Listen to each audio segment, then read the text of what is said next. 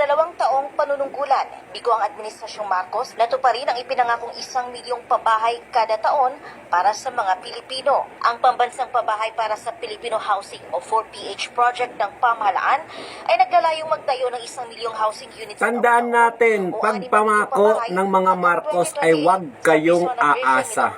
Aminado si Department of Human Settlements and Urban Development Secretary Jose Rizalino Cozar na mahihirapan silang makumpleto ang target na 6 na milyong housing units sa ilalim ng Administrasyong Marcos. Sa ngayon, mayroong 40 projects ang DSUD na under construction sa iba't ibang lugar sa bansa, nakatumbas lamang ng 140,000 units. Tagal nga eh. Kaya nga, yung nagawa ko, ipinangako namin na 1 million, ang nangyari 140,000 lang. Kasi nga, ganun katagal yung funding. Wala pa sa 1/4 yung nagagawa sa loob ng 1 taon. Private sector money. Ipinaliwanag ni Acuzar ang naging hamon sa pagtatayo ng mga housing units na ito. Dati po ang usapang 6 million. Ang unang problema yan, sinasabi ko kasi pondo. Lahat ng natin pondo, pera kailangan. Kaya, anong kailangan namin gawin? So, manap kami ng mga formula, kamukha at interesado. Pero sa totoo lang, nabuo na. madaming pera. Gobyerno interesado. Lalo na sa pang-ayuda. Pumasok din pag-ibig, nagkasundo-sundo na kami. Ang isang problema namin, yung magtatayo, yung construction.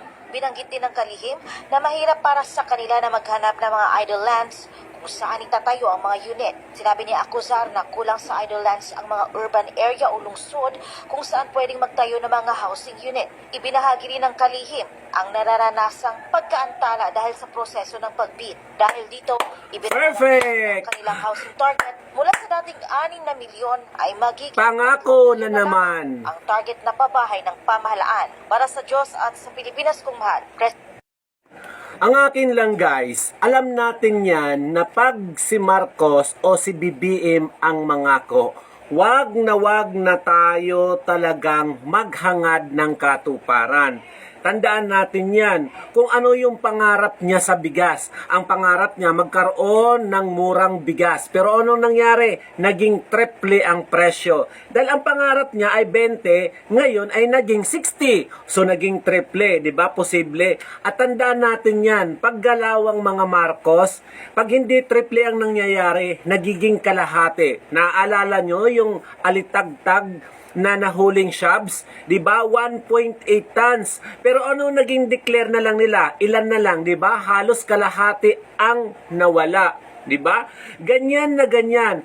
Yung pangako niya sa agrikultura na magiging world class tayo, magiging magandang pamumuhay ng mga farmers, anong nangyari?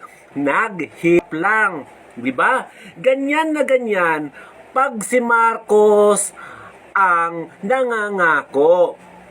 Pag hindi kalahati, 'di ba? Sobra-sobra. Napaka-perfect talaga ng administrasyong ito. Tingnan mo yung pabahay na pinangako niya. 1 million per year ang ibibigay niya sa mga Pilipino, sa mga kababayan natin. Biruin mo 114,000 lang, 1,100. Oo, magkano ba yun? Oo, 114,000 sa loob ng 1 taon. Wala pang 1/4 yun, di ba? Kasi, bangag, pag nangangako, hindi iniisip yung mga posibilidad, di ba? Mahirap maghanap ng mga lupa kung saan magtatayo ng pabahay. Di ba? Isa yan sa naging problema. Kasi kung sa pera, madali na lang gawan ng paraan. Pero 'di ba, ang hirap talagang ipagtanggol kung achievement lang ni PBBM ang pag-uusapan. Mas mabuti na lang na pag-usapan natin yung ipakulong si Duterte sa ICC. Mas maganda na lang na mag-throwback tayo na dapat ang mga Duterte ay mawala dito sa gobyerno. Ganon, mas mabilis na achievement yan. Diba? Kayo, kumusta? Nakakain na ba kayo ng 29 pesos na bigas?